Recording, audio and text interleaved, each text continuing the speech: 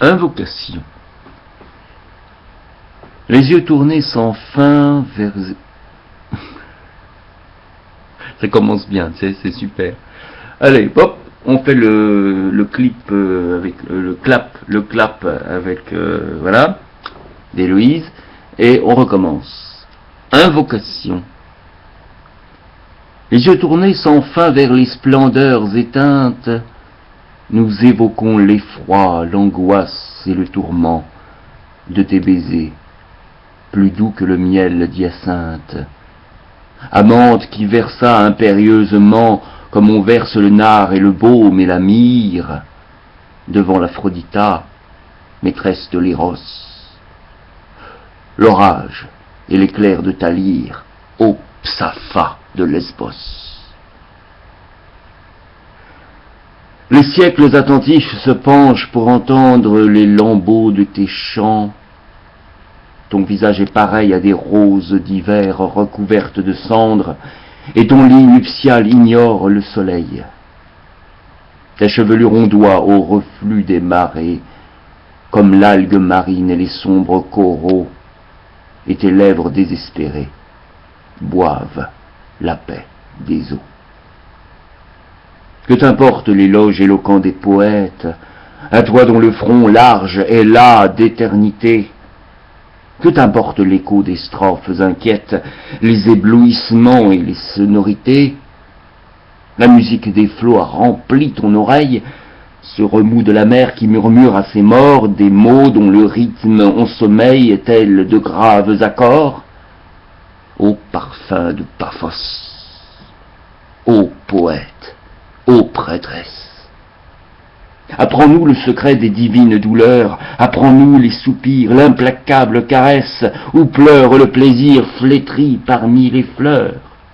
Ô langueur de Lesbos, charme de Mytilène, apprends-nous le vers d'or que ton râle étouffa de ton harmonieuse haleine.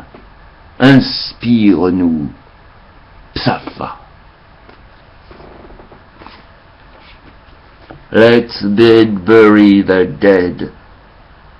Laissons les morts enterrer leurs morts.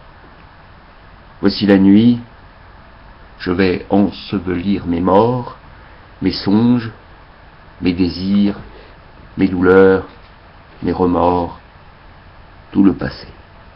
Je vais ensevelir mes morts. J'ensevelis parmi les sombres violettes tes yeux, tes mains, ton front et tes lèvres muettes, ô toi qui dors parmi les sombres violettes. J'emporte cet éclair dernier de ton regard, dans le choc de la vie et le heurt du hasard, j'emporte ainsi la paix de ton dernier regard. Je couvrirai d'encens, de roses et de roses, la pâle chevelure et les paupières closes d'un amour dont l'ardeur mourut parmi les roses. Que s'élève vers moi l'âme froide des morts, abolissant en moi les craintes et les remords, et m'apportant la paix souriante des morts. Que j'obtienne, dans un grand lit de violettes, cette immuable paix d'éternité muette, où meurt jusqu'à l'odeur des douces violettes. Que se reflète, au fond de mon calme regard, un vaste crépuscule immobile et blafard, que diminue enfin l'ardeur de mon regard. Mais j'emporte aussi le souvenir des roses. Lorsqu'on viendra poser sur mes paupières closes les lotus et les lys, les roses et les roses. Les Amazones.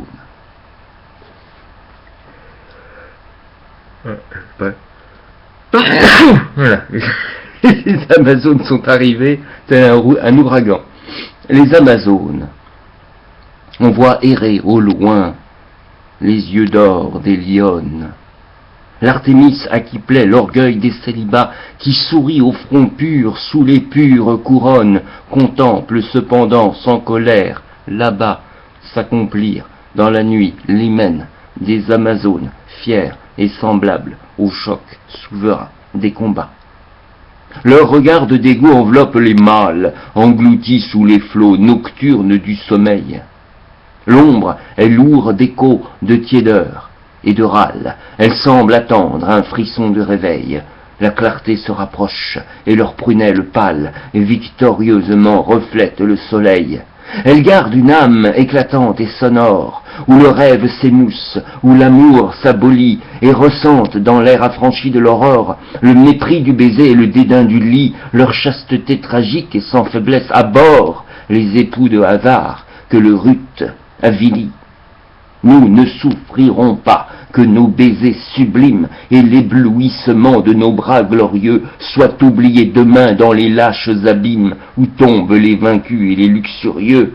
Nous vous immolerons ainsi que les victimes des autels d'Artémis, aux gestes impérieux, parmi les rayons morts ou les cendres éteintes. Vos lèvres et vos yeux ne profaneront pas l'immortel souvenir d'héroïques étreintes. C'est souvent ce qui arrive, hein. Tu constates une bafouille, pouf, t'as dit et, ou t'as dit ou au lieu de et, première bafouille, deuxième bafouille qui arrive, on reprend donc la strophe, c'est du live, c'est du direct, c'est du René Vivien sur Chamrou Télé.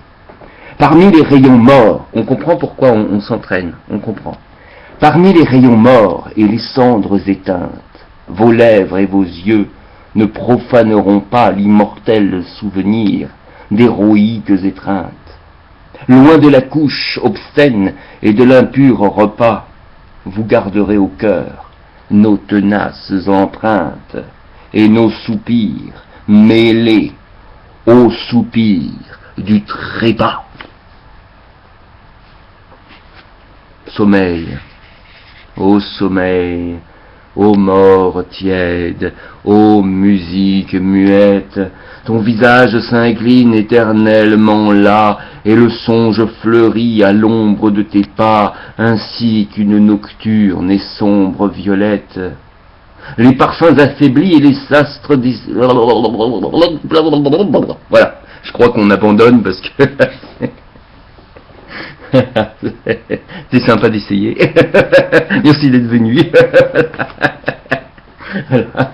Donc oui, non, c'est parce que j'étais en train de penser, évidemment, il ne faut pas penser quand tu lis un poème. J'étais en train de penser donc que effectivement c'est tiré donc des cendres et poussières de René Vivien, et c'est l'année de la mort de donc à peu près 1901. Hein. Violette est morte en 1901 et Cendres et poussières est paru, si je ne m'abuse, j'ai vu 1902. Hein, 1902. Donc, ce qui veut dire que ça a été composé après la mort de Violette, et que là, on voit le thème de Violette qui apparaît, et qui me déconcentre d'ailleurs, dans le poème. Je cite, ainsi qu'une nocturne et sombre violette. Les parfums affaiblis et les astres décrus revivent dans tes mains aux pâles transparences, évocateur d'espoir et vainqueur de souffrance, qui nous rend la beauté des êtres disparus. On ne peut pas ne pas être touché par un tel poème. Voilà. Donc ça, c'était une mise en bouche de Cendres et poussières de René Vivien de 1902. Voilà. Parce que on fait quand on prépare un live, hein, voilà ce qu'on fait. On le met en bouche. Voilà. Pour éviter évidemment de bafouiller en live. Il vaut mieux bafouiller ici que bafouiller en live. Et ici, c'est rien. C'est un moindre mal. Ici, c'est entre nous, n'est-ce pas? Allez, à plus.